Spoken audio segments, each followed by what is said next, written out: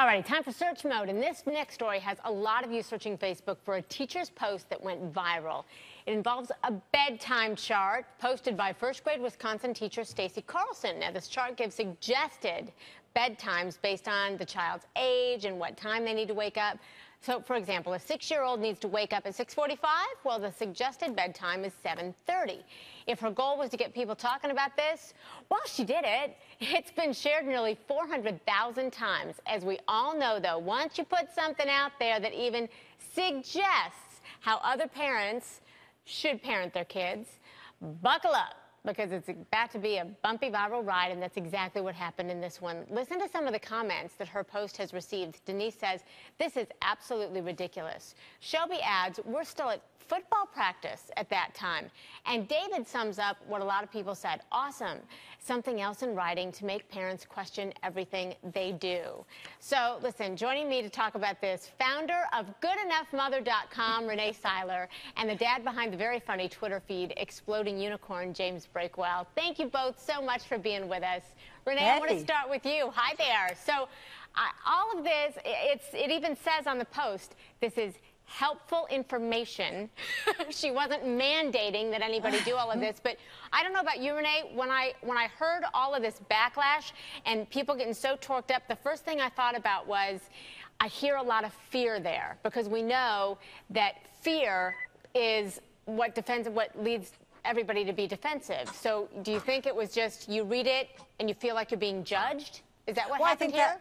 I think that's exactly right. I think, you know, the dad who said, oh, great, another thing in writing for us all to feel badly about our parenting about. That's really what this is about. I think that parenting is one of those things that, you know, newsflash here, there is no big book. We're all doing it wrong.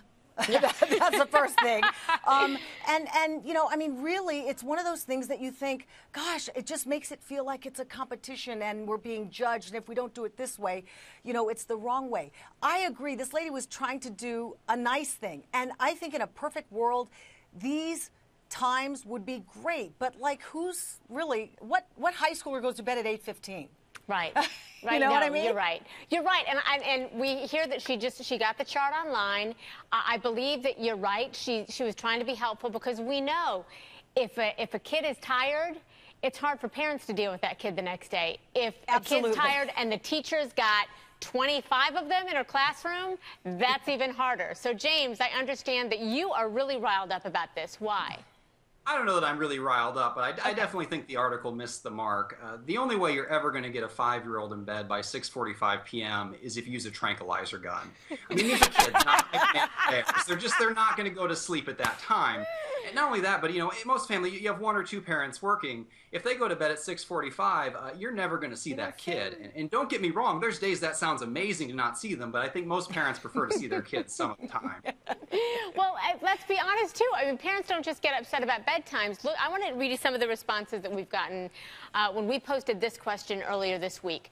Do you judge other parents? Well, listen, we got a lot of responses. One from Miss Bethany Frankel. You know who that is. She says, the interesting question is, do you judge other kids? So Denise posted, of course.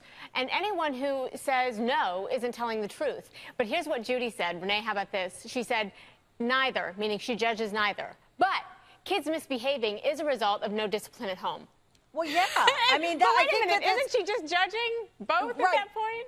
Right, but here's the thing. What I think that the thing that parents live in fear of is, don't you leave this house and embarrass me. Yeah. That's what parents and I feel like, you know, that's one of those things that you got to let that go. You teach them what you can when they're, you know, in your home, and then you sort of turn them loose on the world and hope that they remember at least a quarter of the home training they got. When you see kids that are acting out in public, surely you know at home you're thinking, surely you know in your head you're thinking, oh my gosh, they must have just been wild at home.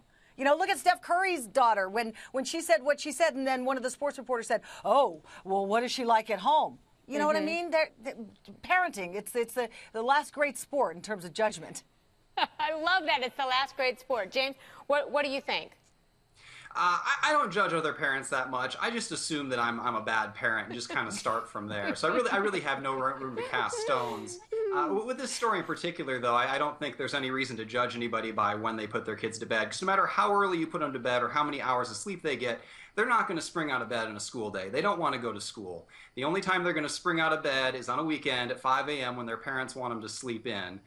If you really want to get them out of bed, you can lie and say a Monday is a Saturday, but that only works once, and then they're going to put you in a terrible nursing home. So really, put them to bed whenever you want. It's going to turn out the same. They're going to be tired at school. It's spoken like true parents, I think, here. Renee Seiler and Jace, we so appreciate your voices in this. Thank you for being with us. You bet. Thank you. And might I say, they're both spot on, and let's just face it, we're all in this thing together, trying to do the best that we can. So if we can just keep the judging to a minimum.